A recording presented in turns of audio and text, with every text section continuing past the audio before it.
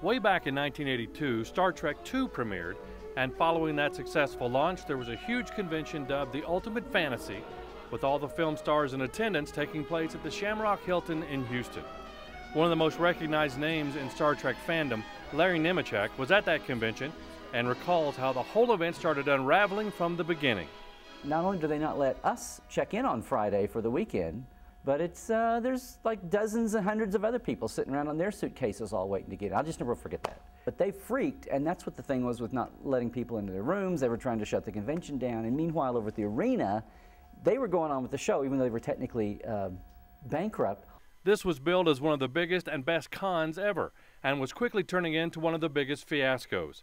Non-payment to the dealers and stars, tickets not being sold to the big celebrity show, and since it followed on the heels of the movie The Wrath of Khan, it wasn't long before the event's name morphed into the Khan of Wrath. There has been so much talked and written about this debacle that Larry decided to shoot a documentary about it and travel to the Panhandle, hoping to interview others who were at the con. But I wanted to get the fans from around the country, so we've got a system set up where people, now you can do a home video and upload it back to me. We're picking up some of them if I happen to be in an area. And he's not just interviewing fans, he's going after the stars as well. Walter Koenig, who plays Chekhov, recalled the event.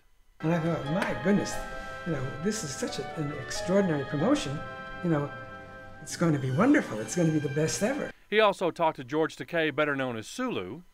I'm learning more about it from you, because you have studied it. This is good. Yeah, well, are an archivist.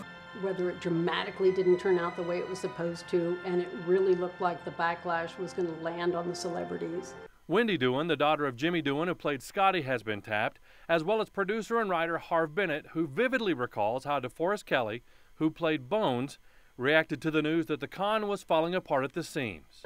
Bones is coming up to me and saying, "You've got to save us." The actors all hung in for the weekend and decided to do that. So Larry has trekked all over the nation looking for those celebrities and fans who can recall their experiences at the ultimate flop. He found 3 people in the Texas Panhandle who were at the show, but unfortunately couldn't get back in touch with a couple who live in Hereford, which meant there was only one other person he could locate. You were in my original group that went down, my friend Cody, you, and my little brother Gary, and we all experienced the ultimate fantasy. He's still looking for more interviews, including some of the celebrities of Star Trek, boldly going where no other filmmaker has gone before. I run into people and even fans, and they say, "I never heard of that." And I said, that's why we're doing this, because it needs to be, that's what my first idea was, this needs to be preserved. An exact release date for the film with ties to the Panhandle is still to be determined. In the Panhandle spirit, Steve Myers, Pro News 7.